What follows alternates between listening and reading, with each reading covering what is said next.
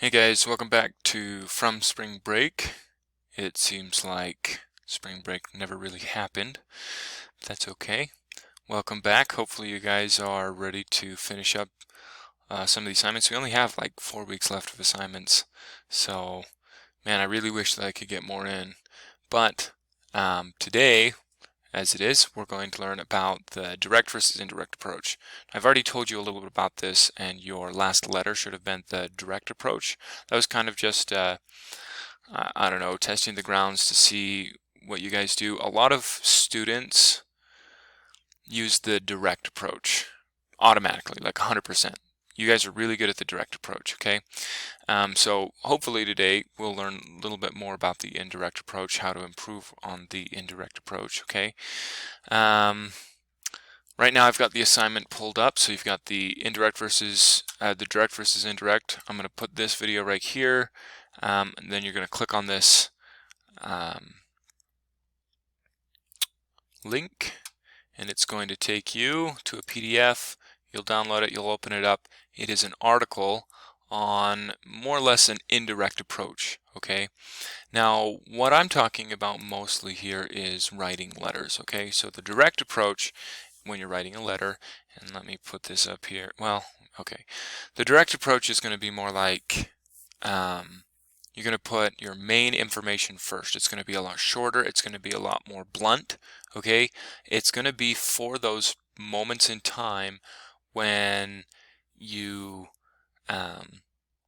just need to get the message across quickly and feelings don't really matter. It's just informative for the most part, right? You're going to use the direct approach. It's when maybe something is extremely important.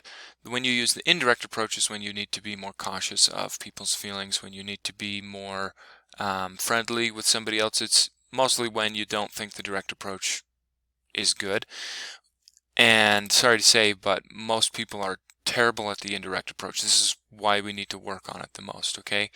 So the indirect approach, at the very beginning of the letter, you're not going to tell them the issue or the problem, okay? The direct approach, you will. The indirect approach, you're going to, at the very beginning, place what maybe is going on, the situation. You're going to put the points of, if you're trying to influence them to do something, you're going to put your points of influence, and then you're going to put your final statement at the very bottom. Now let me just pull up a paper really quick. Okay, so I couldn't find the paper, but I found a website, even better, and I put it on the assignment, so this is also what you're going to have to read. This tells you about the direct approach and indirect approach, okay? It really helps you out.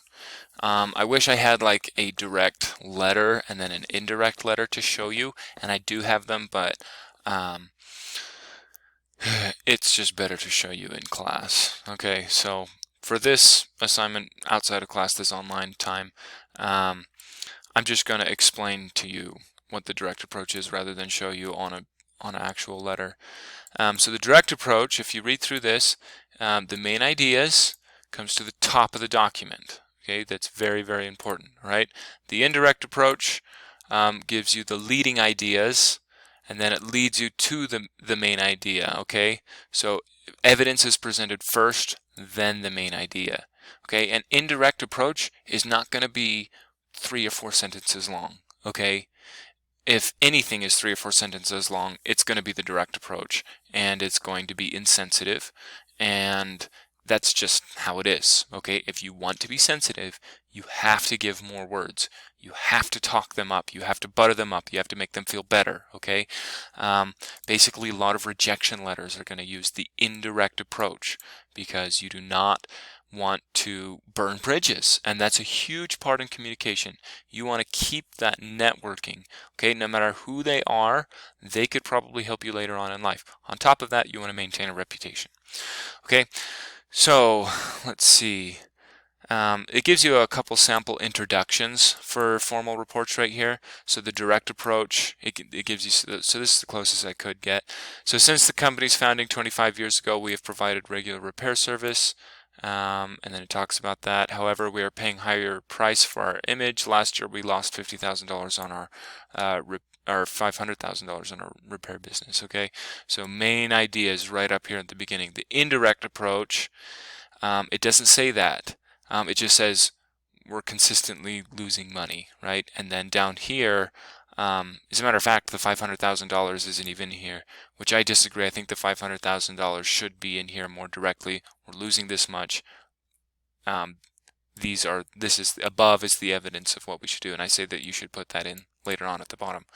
Okay, so, and you'll notice the indirect approach and the direct approach, they're about the same. As a matter of fact, the direct approach here is longer, but the indirect approach, when I'm saying 2 or 3 sentences, I've seen some students work where it's like this is their entire letter, just this first paragraph, and that's not going to work for the indirect approach. Okay, now this is just the beginning. Like I said, like this says, they're introductions for formal reports. Now, obviously, these two would continue going on, maybe even for pages, but it usually, you know, a report that you want to use the indirect approach would be not something that you would necessarily publish. It would be something that you would like email to your boss or email to a person. The indirect approach you use when you are almost like speaking to somebody, but it's like in a letter or you're calling them.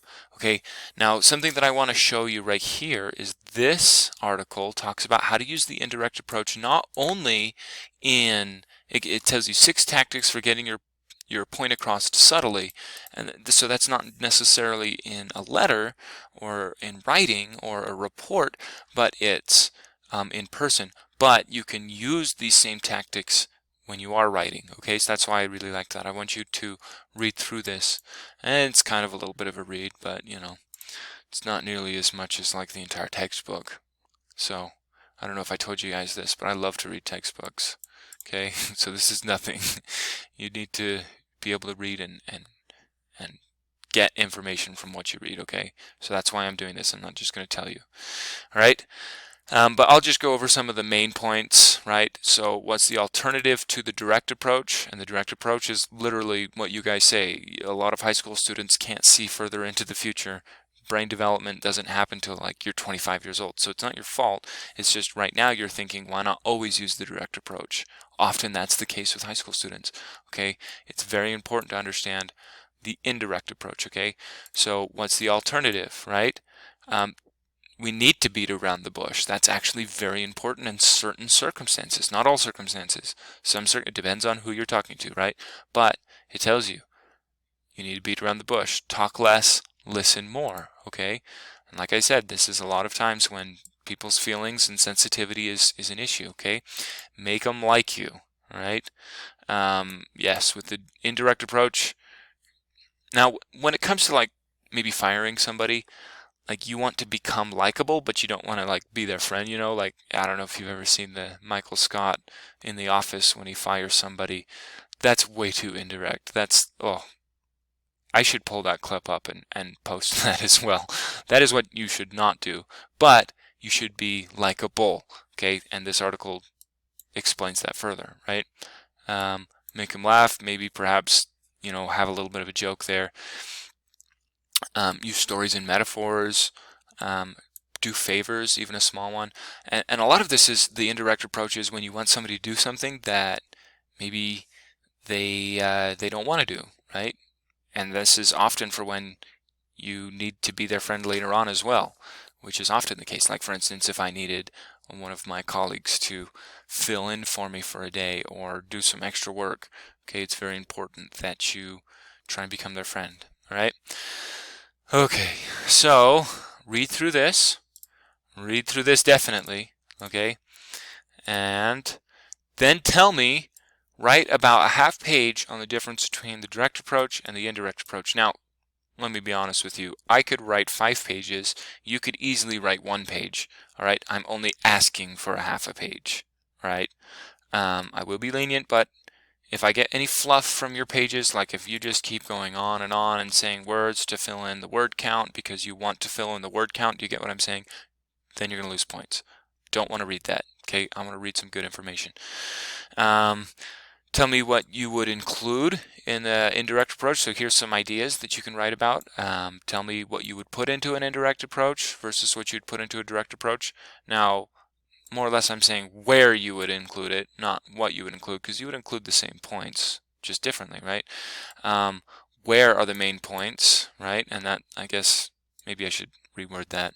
No, I'll just leave it what it is, because sometimes you do include different things in an indirect approach, like you're kinder or something like that, humor. I don't know. It depends on the situation. Okay, so I'll leave that in there. Maybe why you would use the direct approach and indirect approach, some things that we talked about just barely, some things that I talked about just barely. Which approach is better to use, right? Now, that answer is always, it depends. It depends on the circumstance. And then maybe giving an example, like this example, I would use the indirect approach. This example, I would use the direct approach. Which approach do you need to work on?